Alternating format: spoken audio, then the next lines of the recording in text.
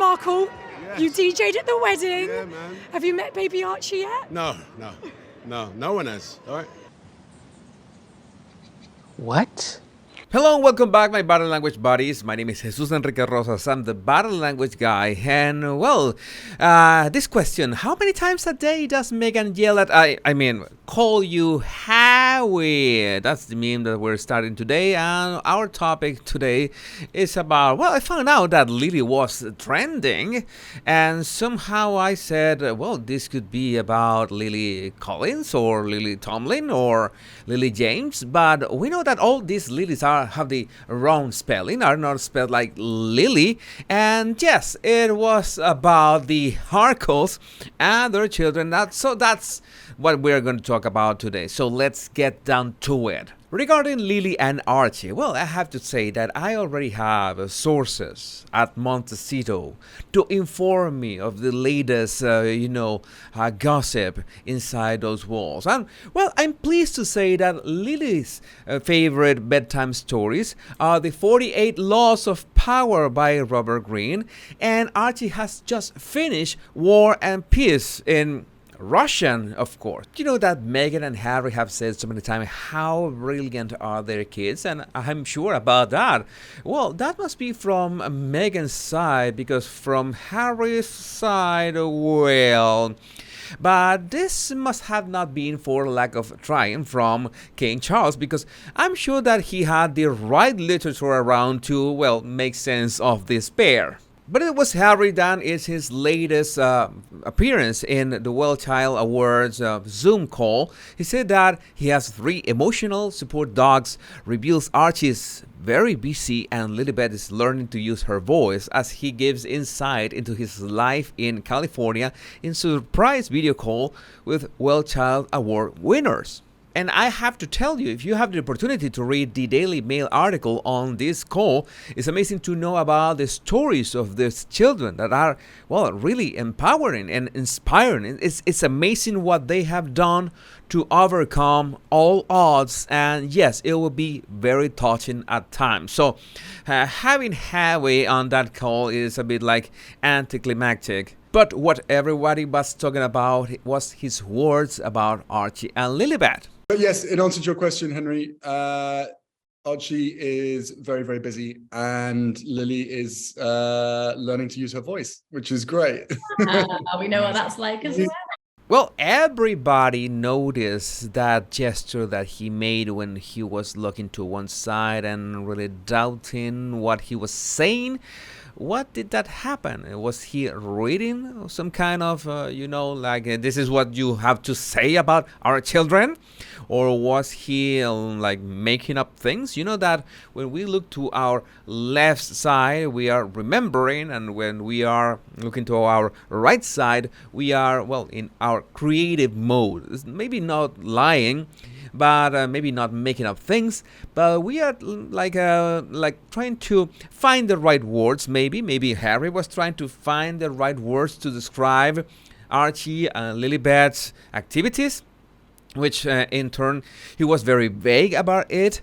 Archie is very busy and in what, and Lilibet is learning to use her voice. That will be like something an alien or a robot disguised as a human would say. She is learning to use her voice. Like, what is this? At least we know that the Sussexes have 3 dogs, a black Labrador called Pula, and rescue beagles Guy and Maya. Describing them, the prince said, between the 3 of them, they charge around chasing squirrels and causing all sorts of problems for us every day.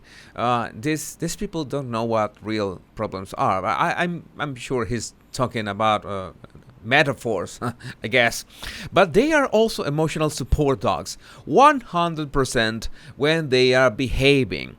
I'm afraid for these little doggies. But what would Megan think is good behavior? I'm sure that these dogs, at the end of the day, when everybody's sleeping, they turn on their laptops and watch puppy videos just for their own doggy mental health. And as Princess Pinocchio pointed out, When Harry was trapped, he looked very happy with the now Princess of Wales. He doesn't seem to have the same smiling response now with his wife, which photos show real happiness.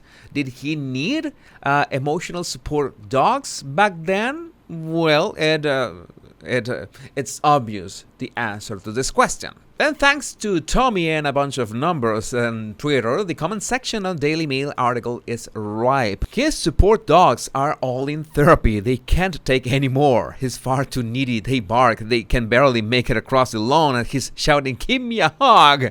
It's too much for us. We want to go back to the rescue shelter.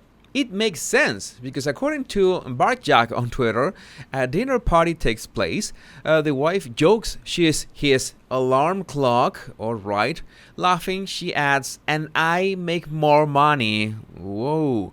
Ricky's conversation and laughter quickly shift to a new topic, but one guest wasn't amused by that tidbit and told us. Well, you know what they say about marriages where the woman makes more money than the man and even brags about it, right? I don't think Harry has much option to defy those claims, but what Harry could do is do something about this. Crown Philip's lore, furious Netflix to show Prince Philip pursuing an affair in the Crown weeks after the Queen's funeral. Netflix considered stalling the release of the 5th series, but will go ahead on November 9 as planned. Viewers will see the Duke of Edinburgh, who died 18 months ago, pursuing an affair with high society beauty Penny, now the Countess Mountbatten of Burma, 69. Why doesn't Harry do anything about this? Oh, of course, because he needs the money and he's willing to do anything about it. The Queen's former press secretary, Dickie Arbiter, said, "This is cruel rubbish." Royal experts said showing intimate scenes with Philip and family Paul Penny was cruel so soon after the Queen was laid to rest next to her husband. He said, "Coming just weeks after the nation laid Her Majesty to rest next to Prince Philip, this is very distasteful and, quite frankly, cruel rubbish." The truth is that Penny was a longtime friend of the whole family. Netflix are not interested in people's feelings. One episode sees Philip, played by Jonathan Pryce, teaching carriage riding to Penny. He tells her his marriage has its problems as they have grown in separate directions. Dickie Arbiter also says, "This is fiction. There's no way in a million years he'd discuss his marriage with anybody. The royals probably won't watch it for their own sanity." But you know, again, that Harry is not gonna do anything about these claims. He doesn't care. Netflix are like his bosses now, and they call the shots. And he's willing to, well, let them call the shots. Whatever those shots are. That's selling yourself. That's selling your family just for plain money. And speaking of shady business practices, we have this. Thanks to We Are Not Amused on Twitter, applicants aged 14 to 18 must provide Archwell their name, date of birth, school, social media preferences, and social media handle. Wait, what? Collecting children's information? What is this about? Duchess of Sussex announces 1 million giveaway to women in need. Archwell Foundation's new partnership urges teenagers to nominate someone who has inspired them to win a cash prize. The Archwell Foundation has joined forces with the Ving Project, which gives young people the chance to surprise someone in need with a 1,000 check.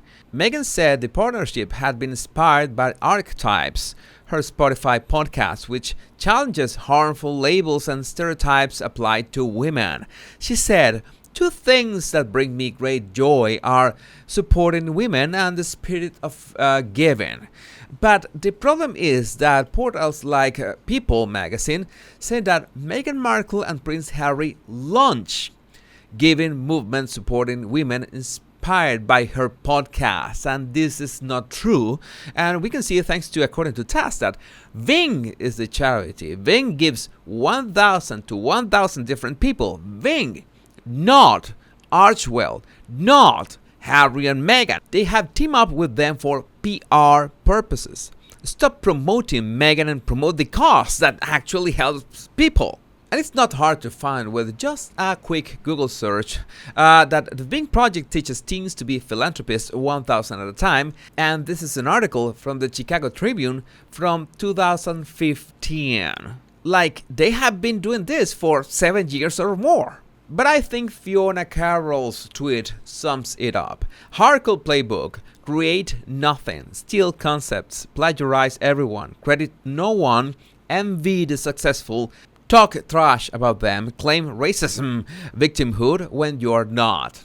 But people are getting marked. Like this, a charity promoted by the Duchess of Sussex is being investigated after it emerged that the leadership team were paid almost £2 million in less than 5 years. The Charity Commission is scrutinizing payments to Kate Robertson, chief executive of One Young World, and her daughter Ella Robertson McKay, a managing director. Annual filings reveal that Robertson received more than £400,000 salary and benefits package for the 18 months to June 2021. Oh, that is nice. Despite the pandemic having interrupted the charity summits, its largest source of funding. Robertson McKay, also chairwoman of conservative Young Women, manages operations and received almost £200,000 in salary and benefits for the same period. The commission said it had opened a regulatory compliance case to examine concerns about remuneration at One Young World after a report by the Mail on Sunday. A spokesman said all charities should be able to look donors and volunteers in the eye and say how their decisions about pay impact the cause they pursue or the people they allegedly help. Robertson's pro rata remuneration of almost £300,000 in 2020-21 was higher than some larger UK charities. It was £60,000 more than the pay of the head of Cancer Research UK, which employs almost 4,000 staff. One Young World has only 33 staff. In a podcast with her mother, Robertson McKay said, "We have a lot of fun. Of course, we care so deeply about the mission of One Young World and obsess about it as entrepreneurs do." Well, no wonder the Harkles are glad to hang out with them. And my final take for today, the Harkles playing the mental health card not only works as the perfect victim story, but also attempt to tarnish William and Catherine's work on the subject, as if they didn't care to help. You know what narcissists do, what manipulators do. All that they want to do is to smear whatever effort people that are actually working are, well, going for it. And that is the main problem. That's what you have to neutralize them and, well, show them this, show their true face to the world as soon as you can, because that is the only thing that can harm them, when people actually see beyond the facade and beyond the mask. My body language buddies, remember to download my 100 body language tips right in the description of this video. The two most important words: much love and bliss. Bye-bye.